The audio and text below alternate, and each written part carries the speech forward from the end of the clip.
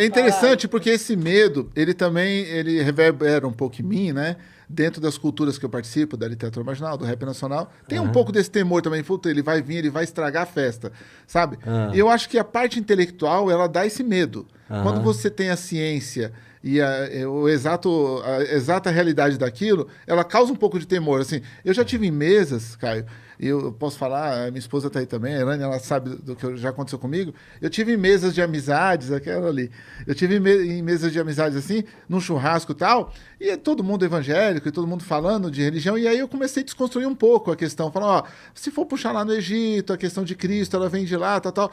E aí, quando teve aquele momento que a pessoa viu, e ela entendeu, a pessoa evangélica estava lá comigo, mas ela entendeu que eu ia tirar aquela parte da fé que ela estava acreditando, que eu ia dar uma desconstruída pela verdade histórica, eu não aceito mais esse assunto aqui dentro de casa. Quando você trouxe o quê? Horus, Isso, Ísis. quando eu comecei com essa conversa toda dos apóstolos que já existiam lá atrás, né, do mito de Jesus ter antecedido. Na realidade, todas as culturas da Terra todas, né? Têm o mito do Cristo. Sim. O que mostra que o arquétipo do Cristo é um arquétipo que habita o inconsciente coletivo da humanidade bem antes toda. da existência do homem. Antes, eu digo sempre que Cristo sempre existiu. Antes do Big Bang. Sim. Ele é Deus. Então, todas as coisas foram criadas por meio dele e para ele, nele, tudo subsiste. Sim. Ou como o escritor de Hebreus diz, pois ele é a imagem, é a expressão exata do caráter do Deus eterno. Sim. E Paulo diz uma quantidade enorme de coisas a esse respeito. E as histórias foram se repetindo, né? Até chegar no. E aí, o que aconteceu? Anos. Cristo sempre se manifestou na história humana. Sempre. No Velho Testamento, ele aparece toda hora como aquele anjo do Senhor com A maiúsculo, que o povo adorava. Abraão se curvava e adorava a Deus no anjo do Senhor. Em qualquer outro anjo, você vê que o anjo diz, não, para com isso, levanta, eu sou teu co-servidor, sou teu irmão, para com isso. Mas o anjo do Senhor falava como Deus e aceitava adoração. Aquele é o Cristo antes de Jesus. E tanto Paulo, quanto Pedro, quanto João, nos dizem que o Cristo era o Cordeiro imolado antes do Big Bang, antes da fundação do universo, ou de qualquer universo ou multiverso. Tudo aconteceu porque ele se auto-esvaziou. É o esvaziamento de Deus que cria tudo. Tudo isso é o cuspe do eterno, essa criação inteira. Então, Jesus é a encarnação do Cristo, que nunca deixou de se manifestar em todas as culturas da Terra, em todos os momentos da civilização humana e da consciência na Terra. Então, Horus ali estava sendo também... Era uma representação arquetípica. O Sol também. Tudo. Né? Akhenaton. Estava lá buscando um Deus só. Agora, ele só conseguia ir até o Sol. Até o Sol. Como os Incas. Tem uma frase inca linda de um sacerdote inca dizendo, Sol, adorar-te-emos até o dia em que conhecermos aquele que te fez. Porque o que ele só conseguia enxergar é que ele era uma máquina solar, que sem sol não tinha vida. Mas esse estudo das escolas iniciáticas, tudo, ele não seria muito útil para a igreja? Até para poder falar isso que você falou para mim agora, que nunca me falaram em nenhuma religião dentro, não tiveram coragem de falar dentro das religiões. Assim, não era muito mais interessante para a pessoa entrar. E aí eu já sei até o que você vai responder, você vai falar assim, aí ele vai perder aquele fiel. Não é? Não. Hoje em dia, sim.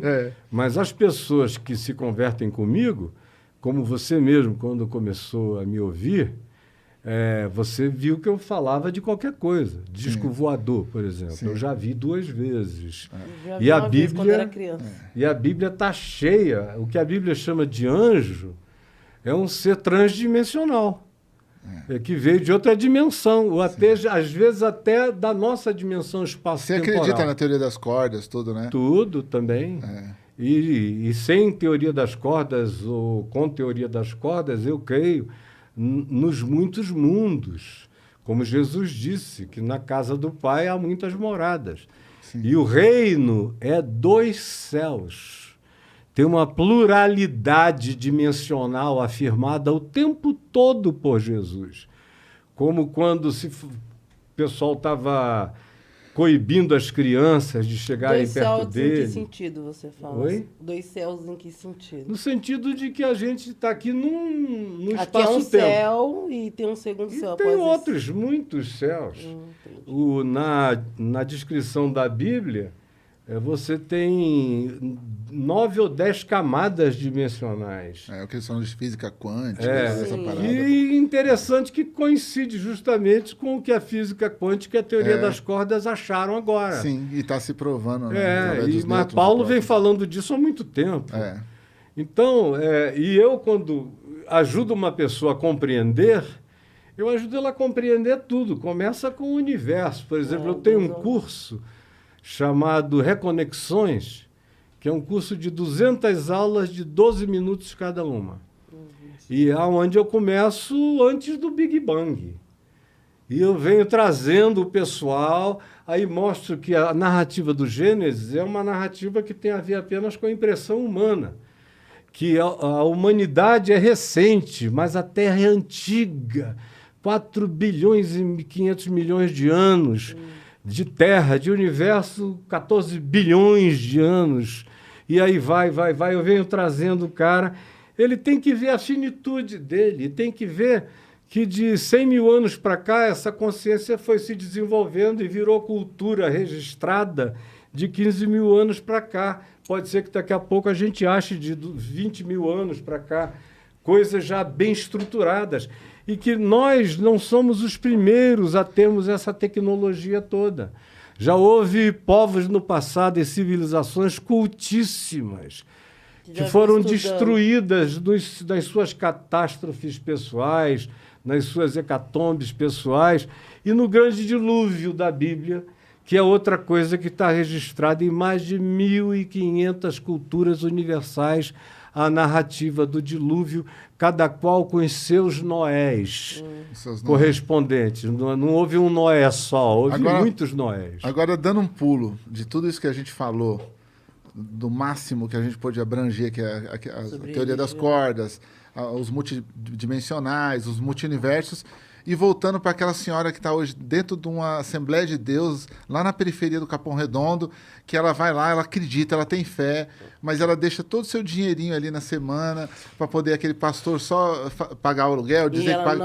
E ela volta a pé para casa, andando às vezes quilômetros e quilômetros, e o pastor volta de Grand Cherokee para casa, ou de sei lá qual carro mais luxuoso, porque ele prega de uma forma que ele é o abençoado, que ele é o cara que... Eles conseguiram até unir a igreja com dinheiro de uma forma de alívio para eles, que quanto mais rico, mais abençoado o cara é, né? Mais bom exemplo ele está mais dando. bom exemplo ele está dando. Ele tem que ser muito, muito rico e tem que ser A casa de ostentador Salomão lá. para que ele Quantas diga, vidas olha, poder eu fui você ontem e você pode ser como eu amanhã.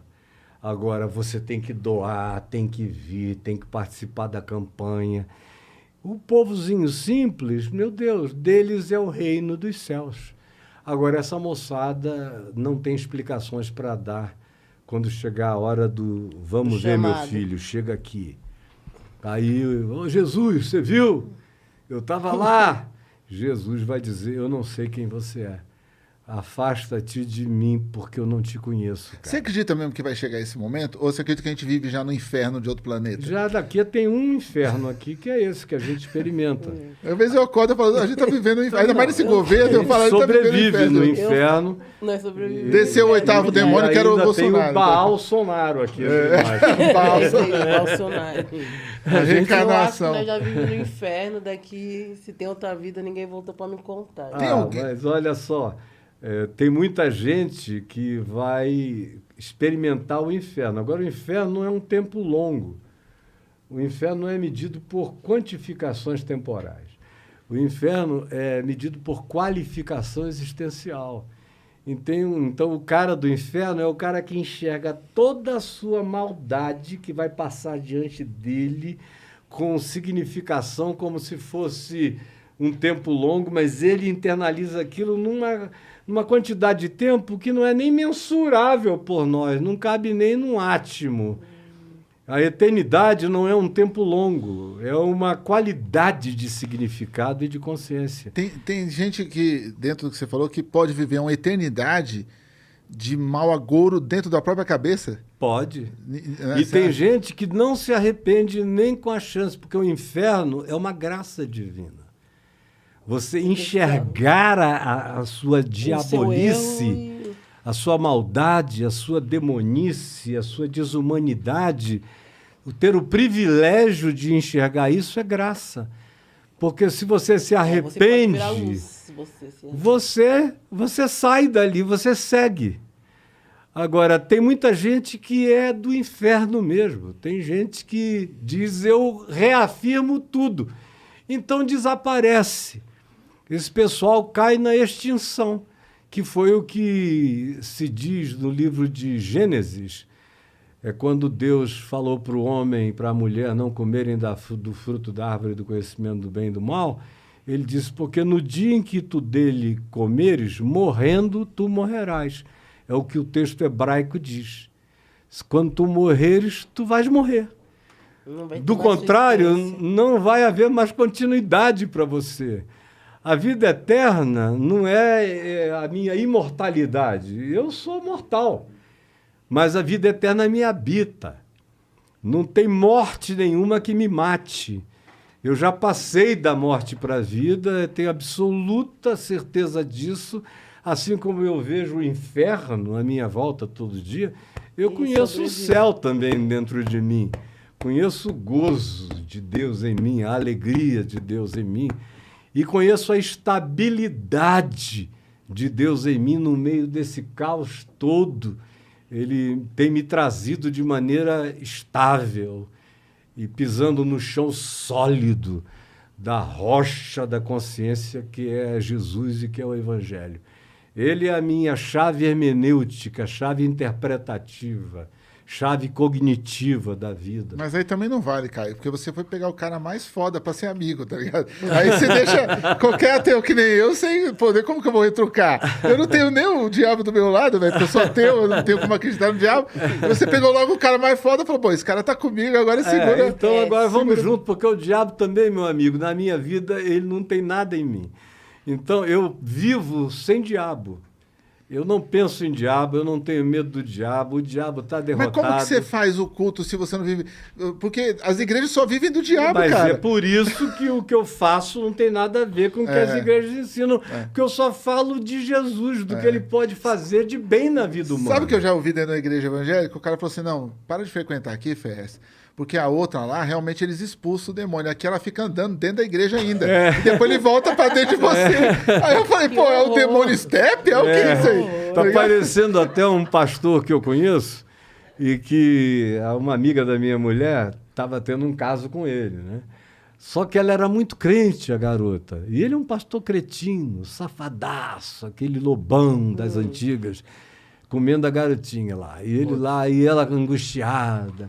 Aí chegou um dia que ela falou para ele, pastor, vamos parar com isso, por favor. Ela na sofrência da angústia. Eu não aguento mais, eu gosto do sexo, mas a culpa que vem é insuportável. Vamos orar e expulsar os demônios. Aí ele falou, não, minha filha, não expulsa demônio não, porque eles estão ajudando a gente.